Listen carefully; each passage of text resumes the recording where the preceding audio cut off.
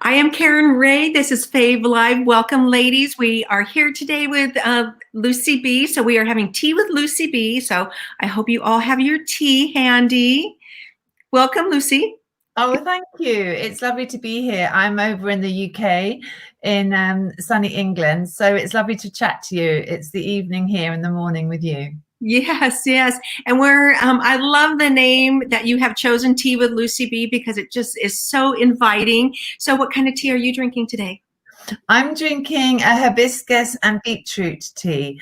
It sounds like it's completely herbal, but actually it's got a lot of zing, and I can't drink it too late because otherwise it will keep me up. So it's not just, it's a tea pig. Do you know what a tea pig is? No. A tea pig is like a tea bag, but it's an expensive tea bag with lots of different herbs and spices in. It's a brand called Tea Pig, so you could maybe get it on Amazon. But it's a really good tea. Oh, I'm gonna have to try that. I have gone to tea because I don't get as jittery the tea. And I have a little bit more mental clarity. So I'm learning about tea myself. I've been exploring some different green teas and black tea and some herbal teas for the evening. So it's just really wonderful. So I'm just going to read your bio here so the ladies can know a little bit about you. So you are a recovery empowerment coach helping midlife women recover from menopause, divorce, yo-yo dieting, HRT, childhood neglect, alcohol, and various other things that come along the way. We have a lot of them, don't we? We do. Have you turned 60 yet? It says you're turning 60 in October, so I'm not sure if it's your birthday yet or not. It's next week. I'm 60 next week. So I'm excited. Thank you. If that's what 60 looks like, that is awesome. I actually am turning 60 this year too, so it's a good year. We're Scorpios, aren't we? Yes, we are. Yes, sisters from another mister. Yes. So let's see here. You have had a midlife transformation and want to shout it from the mountaintops. Letting women know that they can start from scratch at any age. We have to choose courage and comfort, and that takes strength, both mentally, emotionally, and physical strength. Yeah. Your passion and mission is to help women question the culture of drinking alcohol on a regular basis and to have a 90-day break from it and see where they are. Yes.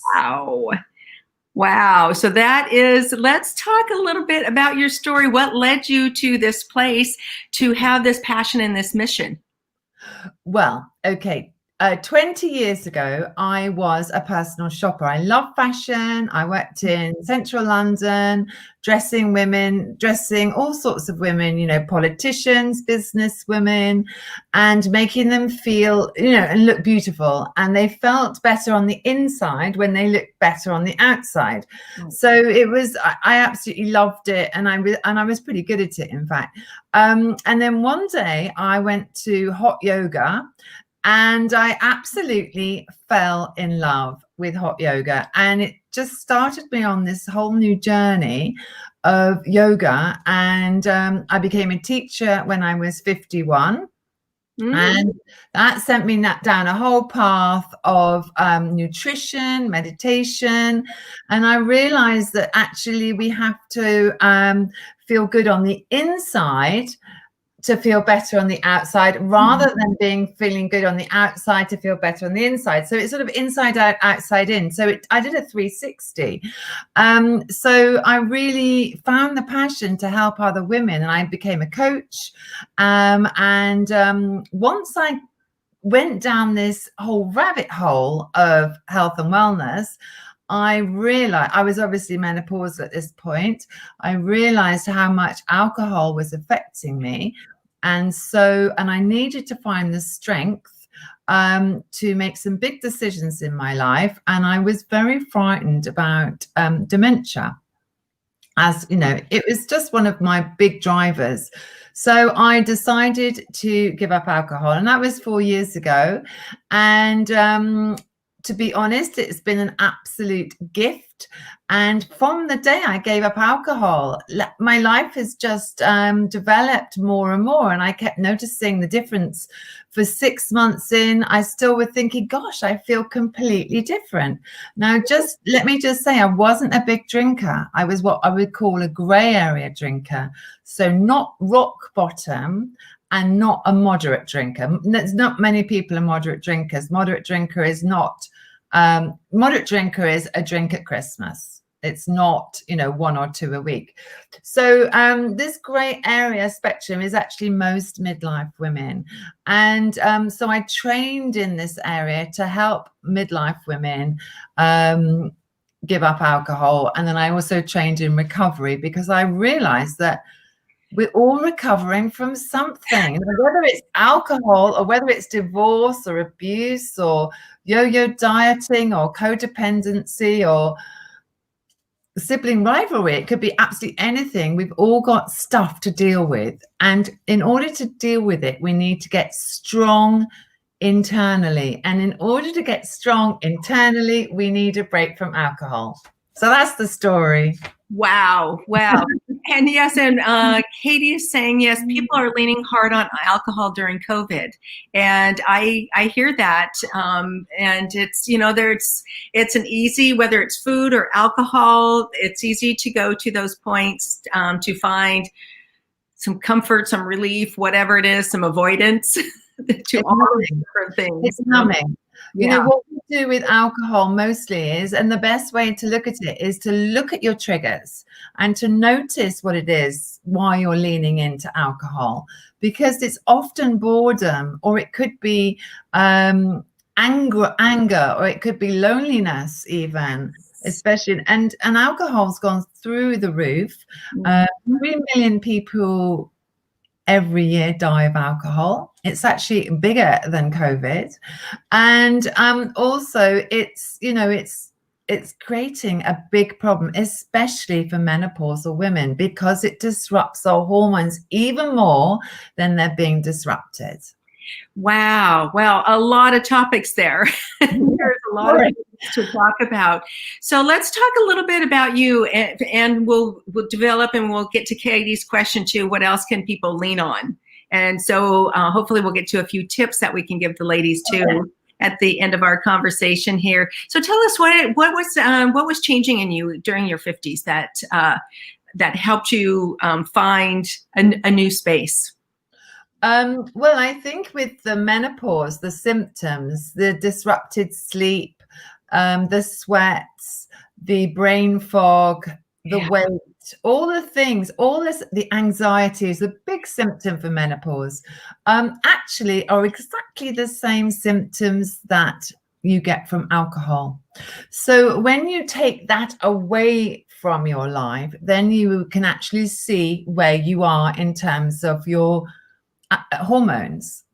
And even if alcohol disrupts your hormones. So even if you're taking HRT to kind of balance your hormones, you're imbalancing them again with the alcohol intake. So you're actually, and people were really put off the HRT because of the cancer scares with HRT, but actually alcohol is the #1 carcinogenic. It causes more cancer. And I know that in America, your cancer charities have actually said to absolutely abstain now. There is no safe amount to drink. They're owning it. It's a carcinogenic. Wow. This kind of talk you just don't hear about. No, because you've got the wineries and everything. I know. And the thing is, the whole huge industry is built around alcohol. If you want to really scare yourself, and I don't know that everyone does, but just Google ethanol, in Wikipedia. Read the Wikipedia of what ethanol is. I mean, ethanol is what alcohol is, because that will scare anyone. And that's why I like to really be really strong, have a strong message that actually it's no better than smoking was. We all gave up smoking because they suddenly, the governments, they all owned up that smoking was killing us and giving us lung cancer. Mm-hmm. But they encouraged us. They made it glamorous. It was one of those things. And then they persuaded us to give up. Well, alcohol, I believe, is going to be exactly the same. is going to go. There's a big trend of non-alcoholic wines and beers coming through, and they're getting good. They're getting good. I have not seen those. I'm going to have to look into that because, and if right now during COVID too, I mean, it's so difficult because there's so many things that are so uncertain, so many things that we have never been through before. The loneliness and the disconnect with people where we're usually gathering, maybe around something healthy. And so how do you, as you have walked through this, how did you change your mindset? How did you change your, how did you get that courage and that strength? Well, as I said, you've got to find alignment within you. And that comes from feeling the feelings. We cannot expect to be happy all the time. It's not a natural state. We need to be able to feel some sadness and some other emotions. So if we're always numbing the other emotions, then what we're doing is just suppressing them. But we need to feel them. It's important for us to actually feel them. So that's what you do, is you need to sit with yourself in meditation, quietly find a refuge, if it's in your bedroom or, away from the family, and just sit and give yourself some loving kindness and say it's okay to feel overwhelmed or sad or lonely or tired or angry or scared. Everyone is feeling these things, and be kind to yourself and to acknowledge those feelings and say, it's okay to feel those things, Lucy. And then, whereas if you're drinking, what are you doing? You're just suppressing it, you're numbing it, and you're not feeling it. Mm-hmm. In there. Okay. How many other women have done that in their lifetime? Especially now with all these things. And do you think that it's kind of a culture thing that we're not supposed to express our feelings? You're always just kind of supposed to be happy. You're supposed to deal with it. Do you think that it plays a factor?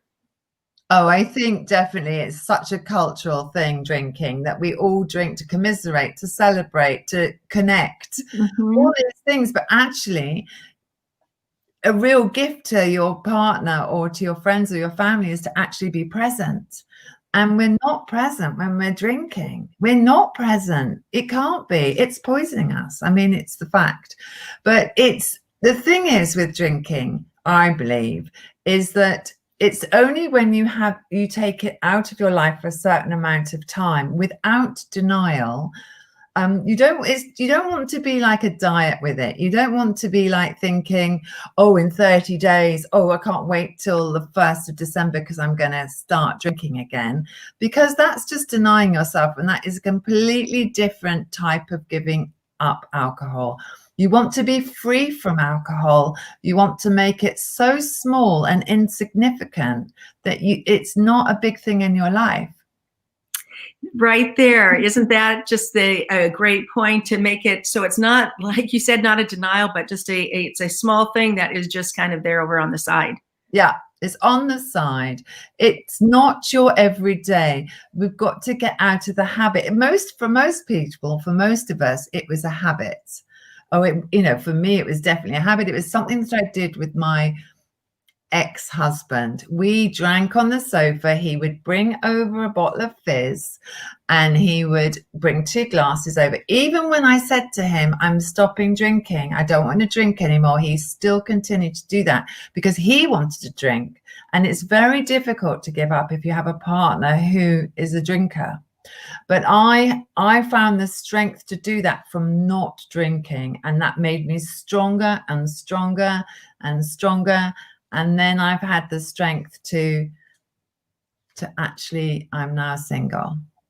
I mean, that's a sad story in some ways, but it's not actually for me. But, I don't want anyone to think that if they give up alcohol and their partner's still drinking, it's going to end. Because a lot of the time, men and women are so different with their drinking. Women can't handle it as much because men still have their testosterone until 65, 70 and beyond, whereas our hormones are depleting. And it's a hormonal thing. And the sleep, of course, as well. Yeah. So, does alcohol that you find affect women in menopause more so than before they're in menopause? Oh yes, because it disrupts the hormones. Oh yes, it's completely different for midlife women. It's alcohol affects midlife women, and also it affects our sleep. Menopause affects our sleep, but alcohol affects our sleep because it stops the REM sleep, which is the rapid eye movement sleep, which is the restoring sleep that we have.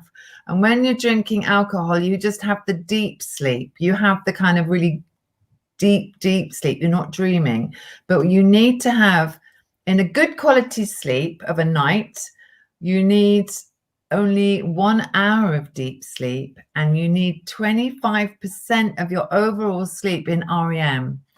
And alcohol disrupts that 25%, so you won't get it. So that's why you're often fatigued. It's not necessarily the menopause. It could be alcohol that's playing these tricks on you.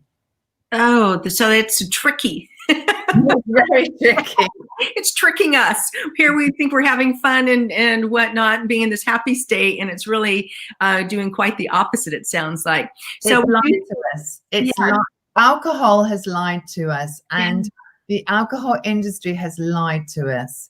And ethanol, can I just say, is the same product, the same ingredients, the same thing that you find in fuel, gas, rocket fuel, paint, hand sanitizer. It's the same stuff.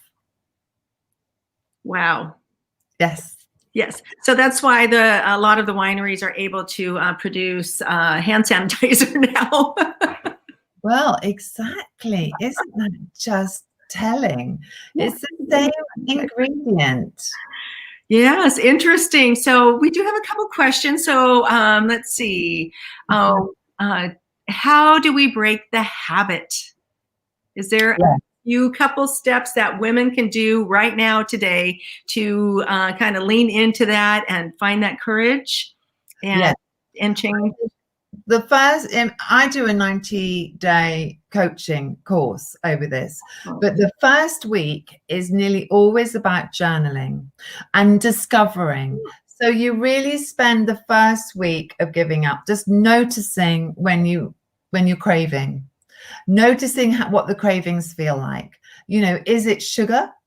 Is it just the habit?